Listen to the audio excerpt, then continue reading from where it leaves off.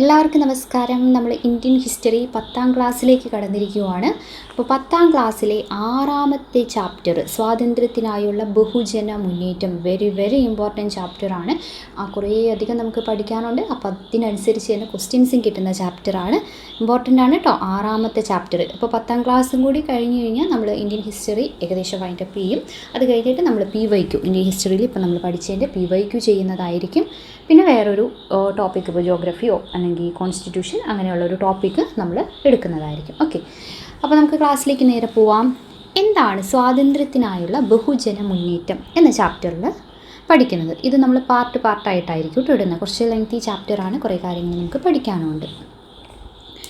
Okay, അപ്പോൾ നമ്മൾ കഴിഞ്ഞ ക്ലാസ്സിൽ INC രൂപീകരണം കാര്യങ്ങളൊക്കെ പഠിച്ചിട്ടുണ്ടായിരുന്നു അല്ലേ? എല്ലാവരും ഓർക്കുന്നുണ്ടല്ലോ. ഒരു ഇൻട്രൊഡക്ഷൻ ഞാൻ പറയാം. അതായത് ഏറ്റവും വലിയൊരു ബഹുജന മുന്നേറ്റങ്ങളിൽ ഒന്നായിരുന്നു ഇന്ത്യൻ സ്വാതന്ത്ര്യ സമരം. കച്ചവടത്തിനായിട്ട് ഇന്ത്യയിലെത്തിയ യൂറോപ്യർ രാഷ്ട്രീയ അധികാരം കൈവശപ്പെടുത്തുകയും ജനങ്ങളെയും പ്രകൃതി സമ്പത്തിനെയും ചൂഷണം ചെയ്യുകയും ചെയ്തതോടെ വിവിധ വിഭാഗം ജനങ്ങൾ ചെറുത്തുനിൽപ്പുകൾ നടത്തി. 19ാം നൂറ്റാണ്ടിൻ്റെ അവസാനത്തിൽ ഇന്ത്യയിൽ ഒരു ആധുനിക ദേശീയ ബോധം രൂപപ്പെട്ടതോടെ ബ്രിട്ടീഷ് അധിനിവേശത്തിനെതിരെ സംഘടിതമായ സമരങ്ങൾ ആരംഭിച്ചു. ഇന്ത്യൻ നാഷണൽ കോൺഗ്രസിൻ്റെ രൂപീകരണം ഇന്ത്യൻ സ്വാതന്ത്ര്യ സമര ചരിത്രത്തിലെ വഴിത്തിരിവായിരുന്നു. അഖിലേന്ത്യാ സ്വഭാവമുള്ള ഇന്ത്യയിലെ ആദ്യത്തെ രാഷ്ട്രീയ സംഘടനയായിരുന്നു ഏത്? Indian national Congress. ശ്രദ്ധിക്കണം കേട്ടോ, എന്താണ് ഞാൻ പറഞ്ഞത്? അഖിലേന്ത്യാ സ്വഭാവമുള്ള ഇന്ത്യയിലെ ആദ്യത്തെ രാഷ്ട്രീയ സംഘടന ഏതാണ്? Indian national Congress. അതെന്നായിരുന്നു? 1885. അത് നമ്മൾ പഠിച്ചതാണല്ലേ. 1885 മുതൽ ഇന്ത്യൻ നാഷണൽ കോൺഗ്രസിൻ്റെ നേതൃത്വത്തിൽ നടന്ന പ്രവർത്തനങ്ങളെ ഒരു ബഹുജന പ്രസ്ഥാനമാക്കി മാറ്റിയെടുത്തതാരായിരുന്നു? മഹാത്മാഗാന്ധിയായിരുന്നു. കർഷകർ, തൊഴിലാളികൾ, സ്ത്രീകൾ, വിദ്യാർത്ഥികൾ, ഗോത്രജനങ്ങൾ എന്നിങ്ങനെയുള്ള വിവിധ വിഭാഗങ്ങളെ ബ്രിട്ടീഷുകാർക്കെതിരെ ഒന്നിച്ച് അണിനിരത്താൻ ആർക്ക് സാധിച്ചു? ഗാന്ധിജിക്ക് സാധിച്ചു. ഓക്കെ, അപ്പോൾ ഗാന്ധിജി ആയിട്ടാണ് നമ്മൾ ഈ ചാപ്റ്റർ തുടങ്ങുന്നത്. ഈ ചാപ്റ്ററിൽ കൂടുതലായിട്ടും പറയുന്ന 1919 മുതൽ ഗാന്ധിജിയുടെ നേതൃത്വത്തിൽ മുന്നേറിയ ഇന്ത്യൻ സ്വാതന്ത്ര്യ സമര പ്രസ്ഥാനം. അതിൽ കുറേ സുപ്രധാനമായിട്ടുള്ള സംഭവ വികാസങ്ങളാണ് നമ്മൾ ഈ ഒരു ചാപ്റ്ററിൽ പഠിക്കുന്നത്. ഗാന്ധിജി സ്വാതന്ത്ര്യ സമരത്തിൻ്റെ നേതാവായതോടെയാണ് കർഷകർ, തൊഴിലാളികൾ, സ്ത്രീകൾ അങ്ങനെയുള്ള സമൂഹത്തിൽ വിവിധ വിഭാഗങ്ങൾ എന്തായി മാറിയത്? ഈ സമരങ്ങളിലൊക്കെ സജീവമായി മാറിയത്. അപ്പം സമൂഹത്തിലെ വിവിധ വിഭാഗങ്ങളെ ഒന്നിച്ച് അണിനിരത്തിക്കൊണ്ട് മാത്രമേ ബ്രിട്ടീഷ് സാമ്രാജ്യത്തെ എതിരാൻ കഴിയുകയുള്ളൂ എന്ന് ഗാന്ധിജിക്ക് മനസ്സിലായതുകൊണ്ടാണ് എല്ലാവരെയും അവർ എന്ത് ചെയ്തത്? ആ ഒരു കുടക്കീഴിൽ അണിനിരത്താൻ വേണ്ടിയിട്ട് അദ്ദേഹം ശ്രമിച്ചത്. അപ്പോൾ ആദ്യം ഗാന്ധിജിയെ പറ്റി പറയുമ്പോൾ നമുക്ക് ദക്ഷിണാഫ്രിക്കയാണ് രാഷ്ട്രീയ കളരി അല്ലേ? അതിനെപ്പറ്റി ഒന്ന് നോക്കാം. എന്താണ്? ഗാന്ധിജി എന്ന രാഷ്ട്രീയ നേതാവിനെ രൂപപ്പെടുത്തിയത് ദക്ഷിണാഫ്രിക്കയായിരുന്നു. 20 വർഷക്കാലം ഗാന്ധിജി ദക്ഷിണാഫ്രിക്കയിൽ ചെലവഴിച്ചു. ദാദാ അബ്ദുള്ള ജാബീരി. ആരാണ്? ദാദാ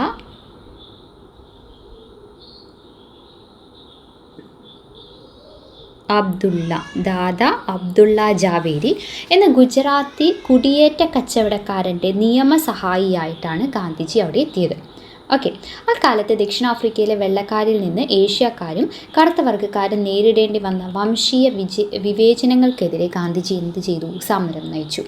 അഹിംസയിൽ അധിഷ്ഠിതമായ തൻ്റെ സത്യാഗ്രഹ സമര രീതിക്ക് ഗാന്ധിജി രൂപം കൊടുത്തത് അപ്പോൾ എവിടെയാണ്? ദക്ഷിണാഫ്രിക്കയിൽ വെച്ചാണ്. ഗാന്ധിജിയെ സംബന്ധിച്ചിടത്തോളം യഥാർത്ഥ സമരത്തിനുള്ള പരിശീലന കളരിയായിരുന്നു ദക്ഷിണാഫ്രിക്ക. എന്നാണ് അദ്ദേഹം ഇന്ത്യയിൽ തിരിച്ചെത്തിയത്? 1915. ഓക്കെ, ഇപ്പോൾ രാഷ്ട്രീയ കളരി ഏതാണെന്ന് ചോദിച്ചു കഴിഞ്ഞാൽ ഏതാണ്? ദക്ഷിണാഫ്രിക്കയാണല്ലേ. അഹിംസയിലൂന്നിയ എന്ന സമരമായിരുന്നു അദ്ദേഹം അവിടെ പരീക്ഷിച്ചത്. ഇന്ത്യയിലേക്ക് തിരിച്ചെത്തിയത് 1915. 1915 ജനുവരി 9 നമ്മൾ പ്രവാസി ഭാരതീയ ദിവസമായിട്ട് ആചരിക്കുന്നു. പിന്നെ അദ്ദേഹം വന്നിട്ട് എന്താണ് ആദ്യം ചെയ്തത്? ദേശീയ പര്യടനം അല്ലെ? ഇന്ത്യയിലെ സാധാരണക്കാരുടെ യഥാർത്ഥ പ്രശ്നങ്ങൾ മനസ്സിലാക്കാൻ വേണ്ടി അദ്ദേഹം രാജ്യമെമ്പാടും സഞ്ചരിക്കുകയുണ്ടായി. അത് കഴിഞ്ഞാണ് നമ്മൾ നമ്മുടെ ചാപ്റ്ററിൽ ഏതിലേക്ക് പോകുന്നത്? ചമ്പാരൻ മുതൽ ഖേദ വരെയുള്ള കാര്യങ്ങൾ പഠിക്കുന്നത്. ദക്ഷിണാഫ്രിക്കയിൽ നിന്ന് ഇന്ത്യയെ തിരിച്ചെത്തിയ ഗാന്ധിജി ആദ്യം ശ്രദ്ധ പതിപ്പിച്ചത് പ്രാദേശിക സമരങ്ങളിലായിരുന്നു. 1917 ബീഹാറിലെ ബീഹാറിലെ ചമ്പാരൻ ജില്ലയിൽ നീലം കർഷകരുടെ പ്രശ്നങ്ങളിൽ അദ്ദേഹം ഇടപെട്ടു. ചമ്പാരൻ സ്വദേശിയായ രാജ്കുമാർ ശുക്ലയുടെ പ്രേരണയിലാണ് അദ്ദേഹം അവിടെ എത്തിയത്. ആരുടെ പ്രേരണയിലാണ് എത്തിയത്? രാജ്കുമാർ ശുക്ല. ഓക്കെ, രാജ്കുമാർ ശുക്ലയുടെ പ്രേരണയിലാണ് എവിടെ എത്തിയത്? ബീഹാറിലെത്തിയത്. നീലം കർഷകരെ യൂറോപ്യന്മാരായ തോട്ടം ഉടമകൾ ചൂഷണം ചെയ്തിരുന്നു. ഗാന്ധിജിയുടെ ഇടപെടലിനെ തുടർന്ന് കർഷകരുടെ പ്രശ്നങ്ങൾ പഠിക്കാൻ അദ്ദേഹം കൂടി ഉൾപ്പെട്ട ഒരു കമ്മീഷനെ ബ്രിട്ടീഷ് ഭരണകൂടം നിയമിച്ചു. തൽഫലമായി കർഷകരുടെ പ്രശ്നങ്ങൾ കുറേയേറെ പരിഹരിക്കപ്പെട്ടു. ഇതാണ് 17 ബീഹാറിലെ ചമ്പാരനിൽ. ആരാണ് അദ്ദേഹത്തെ കൊണ്ടുപോയത്? രാജ്കുമാർ ശുക്ലയുടെ പ്രേരണയിലാണ് ചെയ്യുന്നത്. ഓക്കെ, ഇത്രയും കാര്യം ഓർത്തിരിക്കാമല്ലോ. തീൻഗതീയ സമ്പ്രദായ പ്രകാരം നിർബന്ധിതമായി നീലം കൃഷി ചെയ്യേണ്ടി വന്ന കർഷകർക്ക് വേണ്ടി നടത്തിയ സമരമാണ്. അതാണ് ഗാന്ധിജിയുടെ ഇന്ത്യയിലെ ആദ്യത്തെ സത്യാഗ്രഹം. ഇനി 1918 ഗുജറാത്തിലെ അഹമ്മദാബാദിൽ തുണിമിൽ തൊഴിലാളികളുടെ സമരത്തിൽ ഗാന്ധിജി പങ്കാളിയായി. വേതന വർധനവ് ആവശ്യപ്പെട്ടായിരുന്നു സമരം. ഗാന്ധിജി ഉപവാസം ആരംഭിക്കുകയും തുടർന്ന് തൊഴിലാളികളുടെ വേതനത്തിൽ വർധനവ് ലഭിക്കുകയും ചെയ്തു. അതെന്നാണ്? അത് 18. അപ്പോൾ പ്ലേഗ് ബോണസ് നിർത്തലാക്കിയതിനെതിരെയാണ് ഇത് തുണിമിൽ തൊഴിലാളികൾ നടത്തിയ സമരമാണ്. അതാണ് ഇന്ത്യയിൽ ആദ്യമായിട്ട് ഉപവാസം അനുഷ്ഠിച്ചത് 1918. ഇനി ഈ 18 തന്നെ 1918 ഗുജറാത്തിലെ തന്നെ ഖേദയിൽ കർഷകർക്ക് വേണ്ടി ഗാന്ധിജി സമരം നടത്തി. പ്രകൃതിക്ഷോഭ മൂലം കൃഷിനാശമുണ്ടായ ഖേദയിൽ കർഷകർക്ക് നികുതി അടയ്ക്കാൻ കഴിഞ്ഞിരുന്നില്ല. നികുതി ഇളവ് ആവശ്യപ്പെട്ട് കർഷകർ സമരം തുടങ്ങി. ഗാന്ധിജി ഗ്രാമങ്ങൾ തോറും സഞ്ചരിച്ച് കർഷകർക്ക് ആവേശം പകർന്നു. വൈകാതെ വിളനാശം നേരിട്ട കർഷകർക്ക് നികുതി ഇളവ് നൽകാൻ സർക്കാർ തയ്യാറായി. അപ്പോൾ ഈ മൂന്നാമത്തേത് ഖേദാട്ടോ, അതും ഗുജറാത്ത് തന്നെയാണ്. അത് 18. അതെന്താണ്? വരൾച്ചയും പിന്നെ വിളനാശമൊക്കെ ഉണ്ടായിട്ട് നികുതി ഇളവ് നൽകാത്തതിനെതിരെ നടത്തിയത്. അപ്പോൾ ഈ 3 സമരങ്ങളിലും ഗാന്ധിജി എന്ന പുതിയൊരു ദേശീയ നേതാവിൻ്റെ ഉദയമായിരുന്നു ഇന്ത്യ കണ്ടത്, അല്ലേ? അദ്ദേഹത്തിൻ്റെ രാഷ്ട്രീയ നിലപാടും അഹിംസയിൽ അധിഷ്ഠിതമായ സത്യാഗ്രഹ സമര രീതിയുമൊക്കെയാണ് ഈ സമരങ്ങളിലൂടെ ഇന്ത്യക്കാർ പരിചയപ്പെട്ടത്. അതാണ് ഞാനിവിടെ ബോക്സ് കൊടുത്തിരിക്കുന്നത്. 17 ചമ്പാരൻ ബീഹാർ, 18 അഹമ്മദാബാദ് ഗുജറാത്ത്, ദെൻ 18 തന്നെ ഖേദ ഗുജറാത്ത്. അപ്പോൾ 17 എന്താണ്? യൂറോപ്യന്മാരായ തോട്ടം ഉടമകൾ നീലം കർഷകരെ ചൂഷണം ചെയ്തത്. 18 തുണിമിൽ തൊഴിലാളികൾ വേതന വർധനവ് ആവശ്യപ്പെട്ടത്. പിന്നെ 18 തന്നെ ഖേദയാണെങ്കിൽ പ്രകൃതിക്ഷോഭ മൂലം കൃഷിനാശമുണ്ടായിട്ട് നികുതി ഇളവ് ലഭിക്കാത്തതിനാൽ. ഓക്കെ, അപ്പം നമ്മൾ പറഞ്ഞുകൊണ്ടിരുന്നത് എന്താണ്? അപ്പോൾ പറഞ്ഞ കാര്യം എന്ന് വെച്ച് കഴിഞ്ഞാൽ കർഷകരുടെ പ്രശ്നങ്ങൾ പഠിക്കാനൊരു കമ്മീഷൻ നിയമിക്കപ്പെടുകയും പ്രശ്നങ്ങൾ ലഘൂകരിക്കപ്പെടുകയും ചെയ്തു, അല്ലേ? ഗാന്ധിജി നേതൃത്വം കൊടുത്ത ഈ 3 സമരങ്ങൾ വിജയം കൈവരിക്കുകയാണ് ചെയ്തത്. അങ്ങനെ സാധാരണക്കാർക്ക് ഗാന്ധിജി എന്ന രാഷ്ട്രീയ നേതാവിൽ വിശ്വാസം വളർന്നു. പുതിയൊരു ദേശീയ നേതാവിൻ്റെ ഉദയത്തിന് ഇന്ത്യ സാക്ഷ്യം വഹിക്കുകയും ചെയ്തു. ഓക്കെ, ഇനി ഒരു ഡേറ്റ് ഓർത്ത് വെച്ചേക്കാം കേട്ടോ. നമ്മുടെ ടെക്സ്റ്റിലില്ല, പക്ഷേ ടീച്ചേഴ്സ് മാനുവലിലൊക്കെ കണ്ടിട്ടുണ്ട്. ഏതാണ്? ഗാന്ധിജിയുടെ ആദ്യത്തെ പൊതുപരിപാടി. അത് 1916 ഫെബ്രുവരി 4-നാണ്. എവിടെയായിരുന്നെന്ന് പറയാം. ഓക്കെ, ശ്രദ്ധിക്കാം. 1916 ഫെബ്രുവരി 4-ന് നടന്ന ബനാറസ് ഹിന്ദു സർവകലാശാലയുടെ ഉദ്ഘാടന ചടങ്ങായിരുന്നു ഇന്ത്യയിൽ തിരിച്ചെത്തിയ ശേഷമുള്ള ഗാന്ധിജിയുടെ ആദ്യത്തെ പൊതുപരിപാടി. ദക്ഷിണാഫ്രിക്കയിലെ അദ്ദേഹത്തിൻ്റെ പ്രവർത്തനങ്ങളുടെ പേരിലായിരുന്നു ഗാന്ധിജിയെ ക്ഷണിച്ചത്. സദസ്സിലുണ്ടായവരിൽ ഭൂരിഭാഗവും സമ്പന്നരും സർവകലാശാലയ്ക്ക് സഹായങ്ങൾ നൽകിയവരുമായിരുന്നു. ഇന്ത്യൻ ജനസംഖ്യയിൽ ഭൂരിഭാഗവും വരുന്ന കർഷകരുടെയും തൊഴിലാളികളുടെയും സദസ്സിലെ സാന്നിധ്യമില്ലായ്മയെക്കുറിച്ചാണ് ഗാന്ധിജി അന്ന് സംസാരിച്ചത്.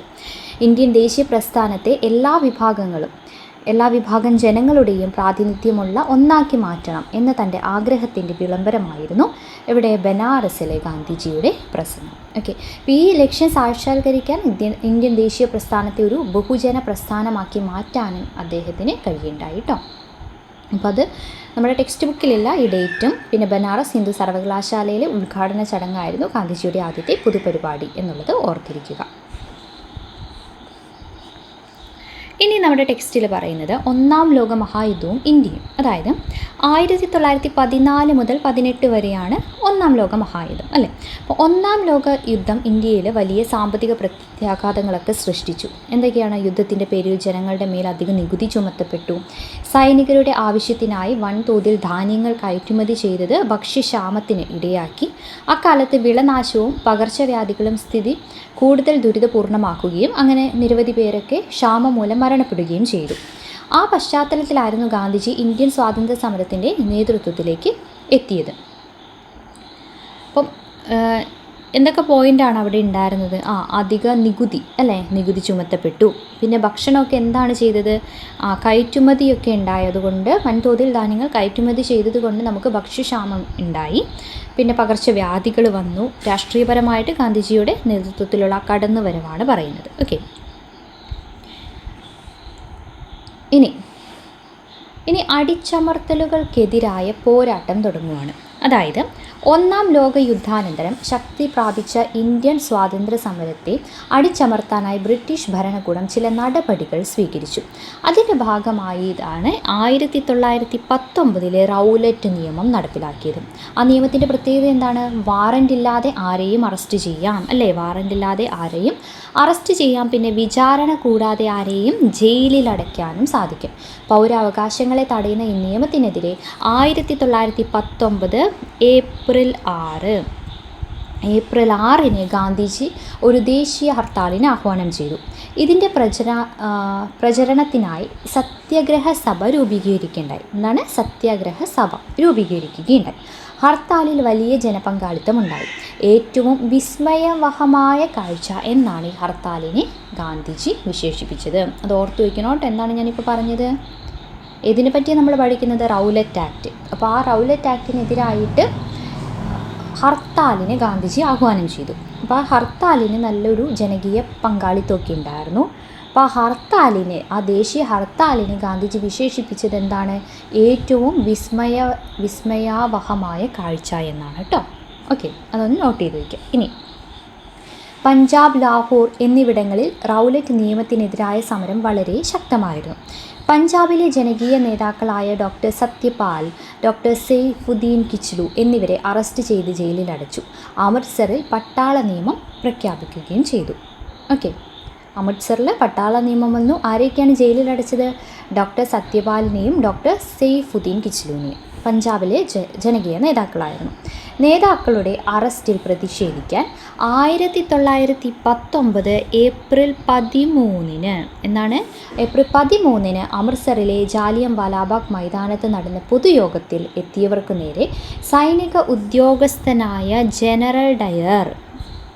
ജനറൽ റെജിനാൾഡ് ഡയറിൻ്റെ ഉത്തരവ് പ്രകാരം ബ്രിട്ടീഷ് പട്ടാളം വെടിവെപ്പ് നടത്തി. ഒരൊറ്റ പ്രവേശന കവാടം മാത്രമേ മൈതാനത്തിനുണ്ടായിരുന്നുള്ളൂ. മുന്നറിയിപ്പ് നൽകാതെയുള്ള വെടിവയ്പ് നടന്നത്. അപ്പോൾ 10 മിനിറ്റ് നേരം തുടർന്ന വെടിവയ്പ് സർക്കാർ രേഖ പ്രകാരം 379 പേർ കൊല്ലപ്പെട്ടു. സർക്കാർ രേഖ പ്രകാരമാണ്, എന്നാൽ യഥാർത്ഥത്തിൽ കൊല്ലപ്പെട്ടവർ അതിലും വളരെ കൂടുതലായിരുന്നു. പിന്നെ 1000-ലധികം പേർക്ക് പരിക്കേൽക്കുകയും ചെയ്തു. ഓർത്തു വയ്ക്കട്ടെ, 379. അപ്പോൾ എല്ലാവരും ഞാൻ നേരത്തെ പറഞ്ഞ പോലെ തന്നെ ടെക്സ്റ്റും കൂടി കൈ വെച്ചിട്ട് വേണം ക്ലാസ് കേൾക്കാനായിട്ട്. ഓക്കെ, കാരണം എല്ലാം നമുക്കങ്ങനെ പോയിൻ്റായിട്ട് തരാൻ പറ്റില്ലല്ലോ, അപ്പോൾ ഒരു ഇതുണ്ടാവില്ല. അപ്പോൾ കഥ പോലെ നിങ്ങൾ കേട്ടിരിക്കുക, അതിൻ്റെ കൂടെ ടെക്സ്റ്റും കൂടി നോക്കുക. അല്ലെങ്കിൽ ആദ്യം ഒന്ന് കഥ പോലെ കേട്ടിരിക്കുക, കണ്ണടച്ചൊന്ന് കേട്ടിരിക്കുക, പിന്നെ ടെക്സ്റ്റ് വായിക്കുക. അപ്പോൾ നിങ്ങൾക്ക് വായിക്കാനും കുറച്ചും കൂടി എളുപ്പമുണ്ടാവും. ഓക്കെ, അപ്പോൾ ജാലിയൻ വാലാബാഗ് ഏപ്രിൽ 13 ഓർത്തു വയ്ക്കണം. എവിടെയാണ്? അമൃത്സറിലാണ് കേട്ടോ. ജനറൽ റെജിനാൾഡ് ഡയറാണ് വെടിവയ്പ്പിനുള്ള ഉത്തരവ് പ്രഖ്യാപിച്ചത്. 379 പേരാണ് കൊല്ലപ്പെട്ടത്. ഓക്കെ, അപ്പോൾ 1919 റൗലറ്റ് നിയമം ഒന്നും കൂടി പറയാം. ഇത് ടെക്സ്റ്റിലില്ലാത്ത പോയിൻ്റ് എന്താണ്? റഷ്യൻ വിപ്ലവം സൃഷ്ടിച്ച ആവേശം ഇന്ത്യയിൽ ബ്രിട്ടീഷ് വിരുദ്ധ ജനകീയ മുന്നേറ്റങ്ങൾക്ക് ഇടയാക്കുമോ എന്ന ഭയം ബ്രിട്ടീഷ് ഭരണകൂടത്തിനുണ്ടായിരുന്നു. ഇതേ തുടർന്ന് ഇന്ത്യയിലെ വിപ്ലവ പ്രവർത്തനങ്ങളെക്കുറിച്ച് പഠിക്കാൻ ജസ്റ്റിസ് സിഡ്നി റൗലറ്റിൻ്റെ നേതൃത്വത്തിൽ ഒരു കമ്മീഷനെ നിയമിച്ചു. ഓക്കെ, സിഡ്നി റൗലറ്റിൻ്റെ നേതൃത്വത്തിൽ. ഈ കമ്മീഷൻ്റെ നിർദ്ദേശപ്രകാരം തയ്യാറാക്കിയ നിയമമാണിത് റൗലറ്റ് നിയമം, റൗലറ്റ് ആക്ട് എന്ന് പറയുന്നത്. ഓക്കെ, ഇനി നമ്മുടെ ജാലിയൻ വാലാബാഗ് ഉൾപ്പെടെയുള്ള സംഭവങ്ങളെപ്പറ്റി അന്വേഷിക്കാൻ ബ്രിട്ടീഷ് ഗവൺമെൻറ് നിയമിച്ച കമ്മീഷനായിരുന്നു ഹണ്ടർ കമ്മീഷൻ. ഓക്കെ, അപ്പോൾ ഹണ്ടർ കമ്മീഷന് മുമ്പാകെ ജനറൽ ഡയർ ഹാജരായപ്പോൾ അദ്ദേഹത്തിനോട് കുറേ ചോദ്യങ്ങളൊക്കെ ചോദിക്കുകയൊക്കെ ഉണ്ടായിരുന്നു. പക്ഷെ അവസാനം അദ്ദേഹം സമ്മതിക്കുകയുണ്ടായി, എല്ലാവരെയും വധിക്കാനായിരുന്നു ഞാൻ തീരുമാനിച്ചിരുന്നത് എന്ന് സമ്മതിക്കുകയുണ്ടായിരുന്നു കേട്ടോ. ഓക്കെ, ഇനി അപ്പം ഇങ്ങനെ സമരത്തിലേക്കൊക്കെ പോയിക്കൊണ്ടിരിക്കുമ്പോൾ ഇനി എന്താണ് നമുക്ക് നോക്കാം. ഇനിയാണ് നിസ്സഹരണ സമരമൊക്കെ വരുന്നത്. റൗലറ്റ് നിയമത്തിനെതിരായ സമരം സ്വാതന്ത്ര്യ സമരത്തിലെ ഒരു വഴിത്തിരിവായിരുന്നു. എന്നാൽ അത് പ്രധാനമായും നഗരമേഖലകളിൽ ആയിരുന്നു ശക്തിയാർജിച്ചത്. ഗ്രാമീണ മേഖലകളിലേക്കും സമരം വ്യാപിപ്പിക്കേണ്ടതിൻ്റെ ആവശ്യകത ഗാന്ധിജിക്ക് ബോധ്യപ്പെട്ടിരുന്നു. ഇത് പ്രായോഗികമാക്കാൻ ഹിന്ദു മുസ്ലിം ഐക്യം ശക്തിപ്പെടുത്തണമെന്ന് ഗാന്ധിജി മനസ്സിലാക്കി. ഈ ലക്ഷ്യത്തോടെ ഗാന്ധിജി ഖിലാഫത്ത് പ്രശ്നം ഏറ്റെടുത്തു. ഖിലാഫത്ത് പ്രശ്നം ഏറ്റെടുത്തു. സഹോദരന്മാരായ മുഹമ്മദ് അലിയും ഷൗക്കത്ത് അലിയുമായിരുന്നു ഇന്ത്യയിലെ ഖിലാഫത്ത് പ്രസ്ഥാനത്തിന് നേതൃത്വം നൽകിയത്. അപ്പോൾ എന്താണ് ഖിലാഫത്ത്? ഒന്നാം ലോക യുദ്ധത്തിലെ വിജയികൾ പരാജയപ്പെട്ട തുർക്കിയുമായി സെവറസ് ഉടമ്പടി ഒപ്പുവെച്ചു. ഇത് പ്രകാരം തുർക്കി ഭരണാധികാരിയും ഇസ്ലാമിക ലോകത്തിൻ്റെ ആത്മീയ നേതാവുമായി കണക്കാക്കിയിരുന്ന ഖലീഫയുടെ പല അധികാരങ്ങളും ഇല്ലാതായി. അപ്പോൾ ഖലീഫയുടെ അധികാരങ്ങൾ പുനഃസ്ഥാപിക്കുക എന്ന ലക്ഷ്യത്തോടെയാണ് ഖിലാഫത്ത് പ്രസ്ഥാനം ആരംഭിച്ചത്. അങ്ങനെയാണ് ഖിലാഫത്ത് പ്രസ്ഥാനം ആരംഭിച്ചത്. ആ ഖിലാഫത്ത് പ്രസ്ഥാനത്തിന് ഇന്ത്യയിൽ നേതൃത്വം നൽകിയത് ആരൊക്കെയായിരുന്നു? മുഹമ്മദ് അലിയും ഷൗക്കത്ത് അലിയും ആയിരുന്നു. അപ്പോൾ ഖിലാഫത്ത് കമ്മിറ്റിയുടെയും ഇന്ത്യൻ നാഷണൽ കോൺഗ്രസിൻ്റെയും നേതൃത്വത്തിൽ അക്രമരഹിതമായ ഒരു നിസ്സഹകരണ സമരം ആരംഭിച്ചു. എന്തൊക്കെയായിരുന്നു നിസ്സഹരണ സമരത്തിൻ്റെ രീതികൾ എന്ന് പറയുന്നത്? ബ്രിട്ടീഷ് ഭരണകൂടം നൽകിയ പദവികൾ തിരിച്ചു കൊടുക്കുക, പിന്നെയോ സർക്കാർ ഉദ്യോഗങ്ങൾ രാജിവെക്കുക, അഭിഭാഷകർ കോടതികൾ ബഹിഷ്കരിക്കുക, വിദ്യാർത്ഥികൾ ബ്രിട്ടീഷ് വിദ്യാലയങ്ങൾ ബഹിഷ്കരിക്കുക, വിദേശ വസ്തുക്കൾ ബഹിഷ്കരിക്കുക. അതൊക്കെയായിരുന്നു പ്രധാന സമര രീതികൾ. നിസ്സഹകരണം പിന്നെ നിയമനിർമ്മാണ സഭകൾ ബഹിഷ്കരിക്കുക,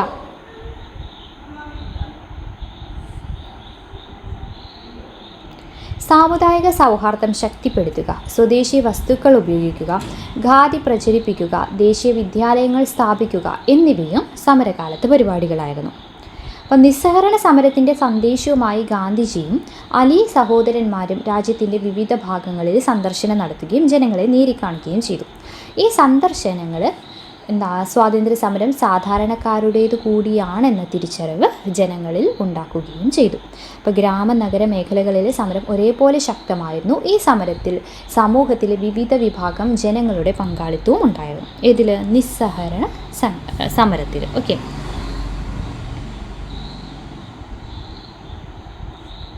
അപ്പോൾ എന്തൊക്കെയാണ് ഓരോ നോക്കി. ആദ്യം സ്ത്രീകളുടെ പങ്കാളിത്തം. സ്ത്രീകൾ എങ്ങനെയാണ്?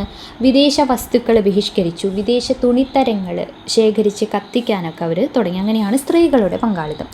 ഇനി വിദ്യാർത്ഥികളാണെങ്കിൽ ആയിരക്കണക്കിന് വിദ്യാർത്ഥികൾ സർക്കാർ സ്കൂളുകളിലും കോളേജൊക്കെ ബഹിഷ്കരിച്ചു. പിന്നെ അവർ ദേശീയ വിദ്യാലയങ്ങളിൽ ചേർന്ന് പഠനം തുടങ്ങുകയും ബനാറസിലെ കാശി വിദ്യാപീഠം, ഗുജറാത്ത് വിദ്യാപീഠം, അലിഗറിലെ ജാമിയ മിലിയ ഇസ്ലാമിയ എന്നിവയൊക്കെ അക്കാലം ആരംഭിച്ച ദേശീയ വിദ്യാഭ്യാസ സ്ഥാപനങ്ങളാണ്.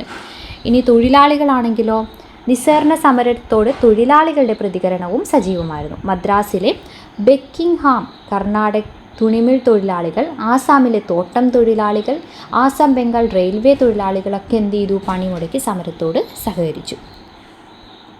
ഇനി കർഷകരാണെങ്കിൽ ധാരാളം കർഷകർ സമരത്തിൽ പങ്കാളികളായി. ജവഹർലാൽ നെഹ്റുവിൻ്റെ നേതൃത്വത്തിൽ അവധ് കിസാൻ സഭ അവധ് കിസാൻ സഭ രൂപീകരിച്ചത് അക്കാലത്തായിരുന്നു. ബംഗാളിലെ കർഷക മേഖലയിൽ ചണം കൃഷി ബഹിഷ്കരണ സമരവും നടന്നു. ചണത്തിന് പകരം നെല്ലും പരുത്തിയൊക്കെ അവർ കൃഷി ചെയ്യാൻ വേണ്ടി തീരുമാനിച്ചു. ഇനി ഗോത്രജനത എങ്ങനെയാണ് പോരാട്ടം നടത്തിയത്? വനനിയമങ്ങൾ ലംഘിച്ചുകൊണ്ടാണ് ഗോത്രജനത സമരത്തിൽ പങ്കാളിയായത്. പിന്നെ വനവിഭവങ്ങൾ ശേഖരിക്കുന്നതിന് ഈ നിയമങ്ങൾ തടസ്സമാവുകയും ചെയ്തിരുന്നു. അപ്പോൾ ഇങ്ങനെയൊക്കെയാണ് സാധാരണ ആൾക്കാരും ഗാന്ധിജിയുടെ ആ ഒരു ഇതിൽ ജനപങ്കാളിത്തം എങ്ങനെയൊക്കെയായിരുന്നു എന്നാണ് നമ്മൾ കണ്ടത്. ഇനി ഹിന്ദ് സ്വരാജ് എന്താണ്? ഗാന്ധിജി രചിച്ച ബുക്കാണ്. എന്താണ്? 1909 പ്രസിദ്ധീകരിച്ച പുസ്തകമാണ് ഹിന്ദ് സ്വരാജ്. ഇതിൽ ഇന്ത്യയിലെ ബ്രിട്ടീഷ് ഭരണത്തെ ഗാന്ധിജി ഇപ്രകാരം വിശദീകരിക്കേണ്ടായി. എന്താണ്?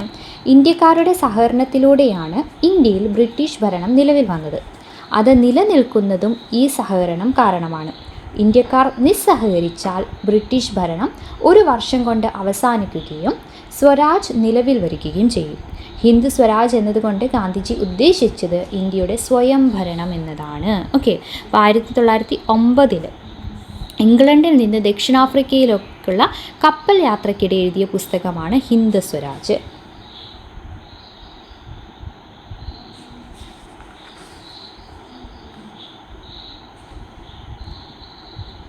ഇനി നിസ്സഹരണ സമരം നടന്നുകൊണ്ടിരിക്കുന്ന സമയത്ത് എന്നാണ് 1922 ഫെബ്രുവരി 5 ഉത്തർപ്രദേശിലെ ചൗരി ചൗരയിൽ സമരക്കാരും പോലീസുകാരും തമ്മിൽ സംഘർഷമുണ്ടായി. പ്രകോപിതരായ ജനക്കൂട്ടം പോലീസ് സ്റ്റേഷന് തീവച്ചു. തുടർന്ന് 22 പോലീസുകാർ കൊല്ലപ്പെടുകയും ചെയ്തു. അപ്പോൾ ഈ സമരം അഹിംസാ മാർഗത്തിൽ നിന്ന് വ്യതിചലിക്കുന്നതായി മനസ്സിലാക്കിയ ഗാന്ധിജി സമരം പിൻവലിക്കുകയുണ്ടായി. ഈ തീരുമാനം മറ്റു നേതാക്കളെ അമ്പരപ്പിച്ചു. ഗാന്ധിജി കടുത്ത വിമർശനങ്ങൾക്ക് വിധേയനായി. സുഭാഷ് ചന്ദ്രബോസ് ഈ തീരുമാനത്തെ ദേശീയ ദുരന്തം എന്നാണ് വിശേഷിപ്പിച്ചത്, അല്ലേ? ദേശീയ ദുരന്തം. ആരാണ്? സുഭാഷ് ചന്ദ്രബോസ്. എന്തിനെയാണ്? ആ സമരം നിർത്തലാക്കിയതിന്, നിസ്സഹരണ സമരം പിൻവലിച്ചതിന്. ഓക്കെ. അപ്പം അതിനുശേഷമാണ് ഗാന്ധിജി അറസ്റ്റ് ചെയ്യപ്പെടുകയും വിചാരണയ്ക്ക് ശേഷം 6 വർഷത്തെ തടവ് ലഭിക്കുകയും ചെയ്യുന്നു കേട്ടോ. അപ്പോൾ ആദ്യകാല സമരങ്ങൾ എങ്ങനെയായിരുന്നു? പ്രാദേശിക സമരങ്ങളായിരുന്നു. അത് കഴിഞ്ഞ് റൗലറ്റ് നിയമവിരുദ്ധ സമരം പ്രധാനമായും നഗരങ്ങളിലായിരുന്നു. അതുകൊണ്ടാണ് ഹിന്ദു മുസ്ലിം ഐക്യം ശക്തിപ്പെടുത്താൻ വേണ്ടി ബഹുജന സമരം കൂടുതൽ ഫലപ്രദമാക്കാനും ഖിലാഫത്ത് വിഷയം ഗാന്ധിജി ഏറ്റെടുത്തതൊക്കെ ചെയ്തത്. ഓക്കെ. പിന്നെ എല്ലാവരുടെയും പങ്കാളിത്തവും നമ്മൾ കണ്ടു. ഇനി ഇവിടെ ഒരു പേര് ഓർത്തു വയ്ക്കുക, ചിരാല പെരാല. ഓക്കെ. അതായത് നിസ്സഹരണ സമയകാലത്ത് ശ്രദ്ധേയമായ ജനകീയ സമരം നടന്ന ആന്ധ്രയിലെ ഗുണ്ടൂർ ജില്ലയിലെ ഒരു ചെറു ഗ്രാമമായിരുന്നു ചിരാല പെരാല. ഈ നഗരത്തെ മുനിസിപ്പൽ കോർപ്പറേഷനായി ഉയർത്താൻ ഗവൺമെൻറ് നീക്കം തുടങ്ങിയിരുന്നു. അത് അവിടുത്തെ നികുതി ഭാരം വൻതോതിൽ വർദ്ധിക്കാൻ ഇടയാക്കുമായിരുന്നു. ഇതിനെതിരെ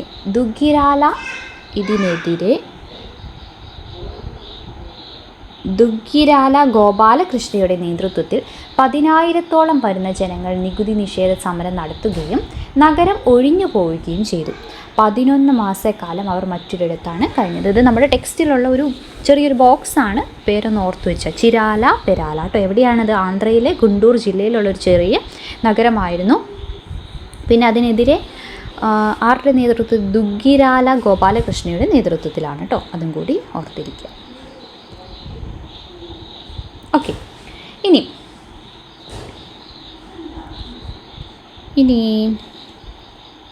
ഇവിടെ നമ്മൾ പറഞ്ഞു ചൗരി ചൗര സംഭവം കഴിഞ്ഞല്ലേ. ഇനി നിയമനിർമ്മാണ സഭകളിൽ, അതായത് നിസ്സഹരണ സമരകാലത്ത് തിരഞ്ഞെടുപ്പുകളും നിയമനിർമ്മാണ സഭകളൊക്കെ ബഹിഷ്കരിച്ചു, അല്ലേ?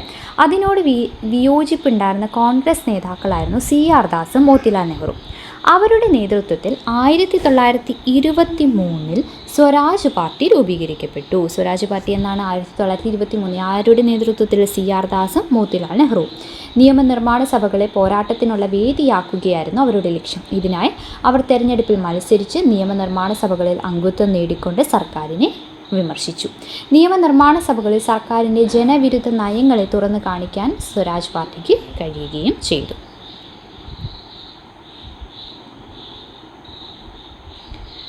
ഓക്കെ. ഇത് കഴിഞ്ഞിട്ട് നമ്മുടെ ടെക്സ്റ്റിൽ ഇന്ത്യൻ ദേശീയ പ്രസ്ഥാനത്തെ നയിച്ച ഗാന്ധിജിയും കേരളത്തിലെ നവോത്ഥാന പ്രസ്ഥാനത്തിന് നേതൃത്വം നൽകിയ ശ്രീനാരായണ ഗുരുവും കണ്ടുമുട്ടിയതെന്നാണ് 1925 മാർച്ച് 12 എവിടെ വെച്ച്? വർക്കലയിലെ ശിവഗിരി മഠത്തിനടുത്തുള്ള വനജാക്ഷി മന്ദിരത്തിൽ വച്ചാണ് നടന്നത്. എന്നാണ് 1925 മാർച്ച് 12 കേട്ടോ. മാർച്ച് 12. ഓക്കെ. അപ്പം ഈ രണ്ട് മഹത് വ്യക്തികളുടെ കൂടിക്കാഴ്ച 2025 ഒരു നൂറ്റാണ്ട് തികയുണ്ടായി. ഓക്കെ. ഇനി ചൗരി ചൗര സംഭവത്തെ തുടർന്ന് നിസ്സഹരണ സമരം പിൻവലിച്ചെങ്കിലും ജനങ്ങളിൽ അത് സൃഷ്ടിച്ച ആവേശം അവസാനിച്ചില്ല. തുടർന്നുള്ള വർഷങ്ങളിലും ഇന്ത്യയുടെ വിവിധ ഭാഗങ്ങളിൽ ബ്രിട്ടീഷ് വിരുദ്ധ സമരങ്ങൾ അരങ്ങേറി. ആന്ധ്രയിലെ ഗോത്ര ജനതയുടെ സമരം ഇതിനുദാഹരണമാണ്. ആരാണ്? അല്ലൂരി സീതാരാമരാജുവിൻ്റെ നേതൃത്വത്തിലായിരുന്നു റാംബ ലഹള എന്ന പേരിൽ അറിയപ്പെട്ട ഈ സമരം. ബ്രിട്ടീഷ് വന നിയമങ്ങൾ കാരണം വനങ്ങളിൽ കാലിമേയ്ക്കാനുള്ള അവകാശങ്ങൾ തടയപ്പെട്ടതും കൊള്ളപ്പലിശക്കാരുടെ ചൂഷണവുമായിരുന്നു അവരെ സമരത്തിന് പ്രേരിപ്പിച്ചത്. 2500 ചതുരശ്ര മൈൽ ഭൂമേഖല സമരക്കാരുടെ നിയന്ത്രണത്തിലായിരുന്നു. Malabar special police, Assam rifles എന്നീ സൈനിക വിഭാഗങ്ങളെ ഉപയോഗിച്ചാണ് സമരം അടിച്ചമർത്തിയത്. അല്ലൂരി സീതാരാമരാജു സമരത്തിനിടയിൽ കൊല്ലപ്പെടുകയുണ്ടായി. വിദ്യാർത്ഥി യുവജന പ്രസ്ഥാനങ്ങൾ ശക്തിപ്പെട്ടതും ഇക്കാലത്തായിരുന്നു. പൂർണ്ണ സ്വാതന്ത്ര്യം എന്നതായിരുന്നു ഈ പ്രസ്ഥാനങ്ങൾ മുന്നോട്ട് വെച്ച ലക്ഷ്യം. ജവഹർലാൽ നെഹ്റുവും സുഭാഷ് ചന്ദ്രബോസും ഇന്ത്യ മുഴുവൻ സഞ്ചരിച്ച് വിദ്യാർത്ഥികളെയും യുവജനങ്ങളെയും അഭിസംബോധന ചെയ്യുകയും ചെയ്തു. ഇപ്പോൾ റാംബലഹള ഓർത്തിരിക്കുക കേട്ടോ. 1922-24 അത് എവിടെയായിരുന്നു? ആന്ധ്രാപ്രദേശിലെ ഗോദാവരി മലനിരകളിൽ. അതിൻ്റെ നേതാവ് അല്ലൂരി സീതാരാമ രാജുവായിരുന്നു കേട്ടോ. അടിച്ചമർത്താൻ സഹായിച്ചത് ആസാം റൈഫിളും മലബാർ സ്പെഷ്യൽ പോലീസും ഒക്കെ ആയിരുന്നു.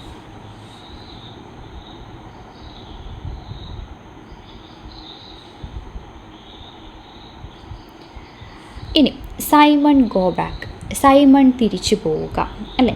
ഇന്ത്യയിൽ നടപ്പിലാക്കേണ്ട ഭരണഘടനാ പരിഷ്കാരങ്ങളെപ്പറ്റി നിർദ്ദേശങ്ങൾ നൽകാൻ ബ്രിട്ടീഷ് ഭരണകൂടം നിയമിച്ച കമ്മീഷനായിരുന്നു സർ ജോൺ സൈമണിൻ്റെ നേതൃത്വത്തിലുള്ള കമ്മീഷൻ. കമ്മീഷനിലെ 7 അംഗങ്ങളും ആരായിരുന്നു? ബ്രിട്ടീഷുകാരായിരുന്നു. ഈ കാരണത്താൽ സൈമൺ കമ്മീഷനെ ബഹിഷ്കരിക്കാൻ കോൺഗ്രസും മറ്റു ചില രാഷ്ട്രീയ പാർട്ടികളും തീരുമാനിച്ചു.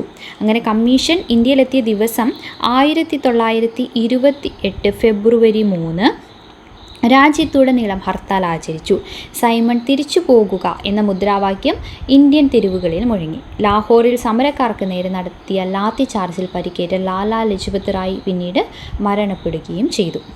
കെട്ടുറപ്പുള്ള ഭരണഘടനാ പരിഷ്കാരങ്ങൾ ആവിഷ്കരിക്കാൻ ഇന്ത്യക്കാർക്ക് കഴിയില്ലെന്ന് ബ്രിട്ടീഷ് ഉദ്യോഗസ്ഥർ നിരന്തരം പറഞ്ഞുകൊണ്ടേയിരുന്നു. ഈ പശ്ചാത്തലത്തിൽ പൂനെയിൽ വിവിധ പാർട്ടികൾ യോഗം ചേർന്ന് ഭരണഘടനാ പരിഷ്കരണ റിപ്പോർട്ട് തയ്യാറാക്കി. മോത്തിലാൽ നെഹ്റുവിൻ്റെ നേതൃത്വത്തിൽ തയ്യാറാക്കിയ ഈ റിപ്പോർട്ട് നെഹ്റു കമ്മിറ്റി റിപ്പോർട്ട് എന്നറിയപ്പെടുന്നു. പിൽക്കാലത്ത് ഇന്ത്യൻ ഭരണഘടന തയ്യാറാക്കുന്നതിൽ ഈ റിപ്പോർട്ട് സ്വാധീനം ചെലുത്തുകയും ചെയ്തു. അപ്പോൾ സൈമൺ കമ്മീഷൻ്റെ ബഹിഷ്കരണം ഓർത്തിരിക്കുക.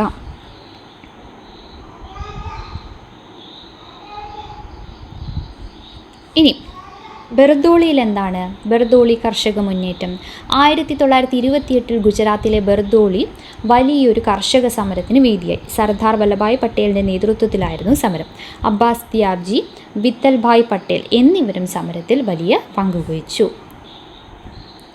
നികുതി വർധനവായിരുന്നു സമരത്തിൻ്റെ പ്രധാന കാരണം. നികുതി അടയ്ക്കാൻ വിസമ്മതിച്ചുകൊണ്ട് കർഷകർ സമരം ആരംഭിച്ചു. കൃഷിയിടങ്ങൾ, വളർത്തുമൃഗങ്ങൾ, വണ്ടികൾ, കാർഷിക ഉപകരണങ്ങൾ എന്നിവ സർക്കാർ പിടിച്ചെടുത്തു. സർദാർ വല്ലഭായ് പട്ടേൽ സമരക്കാരോട് ഇങ്ങനെ നിർദ്ദേശിച്ചു: നിങ്ങളുടെ വണ്ടികളും ഉപകരണങ്ങളും അഴിച്ച് പല ഭാഗങ്ങളിലാക്കി പല സ്ഥലങ്ങളിൽ സൂക്ഷിക്കുക. ഗാന്ധിജി ബർദോളി സന്ദർശിച്ച് കർഷകർക്ക് ഉറച്ച പിന്തുണ നൽകി. അവസാനം സർക്കാർ നികുതി വർധനവ് പിൻവലിച്ചു. അങ്ങനെ സമരം വിജയം നേടുകയും ചെയ്തു. ഓക്കെ, 1928 ഗുജറാത്തിലാണ് ബർദോളി. ഇനി ലാഹോർ സമ്മേളനം എങ്ങനെയാണ്? ജവഹർലാൽ നെഹ്റു പറയുന്ന ഒരു സെൻറ്റൻസ് നമ്മുടെ ടെക്സ്റ്റിലുണ്ട്. അതായത്, ഞാനൊരു റിപ്പബ്ലിക്കനും സോഷ്യലിസ്റ്റുമാണ്. എനിക്ക് രാജാക്കന്മാരിലും രാജകുമാരന്മാരിലും വിശ്വാസമില്ല. പുത്തൻ വ്യവസായ രാജാക്കന്മാരെ സൃഷ്ടിക്കുന്ന വ്യവസ്ഥിതിയിലും എനിക്ക് വിശ്വാസമില്ല എന്ന് പറഞ്ഞത് ജവഹർലാൽ നെഹ്റുവാണ്. എപ്പോഴാണ്? 1929 ഡിസംബറിൽ ലാഹോറിൽ നടന്ന കോൺഗ്രസിൻ്റെ വാർഷിക സമ്മേളനത്തിൽ ജവഹർലാൽ നെഹ്റു നടത്തിയ അധ്യക്ഷ പ്രസംഗത്തിലാണ് അങ്ങനെ പറഞ്ഞത്.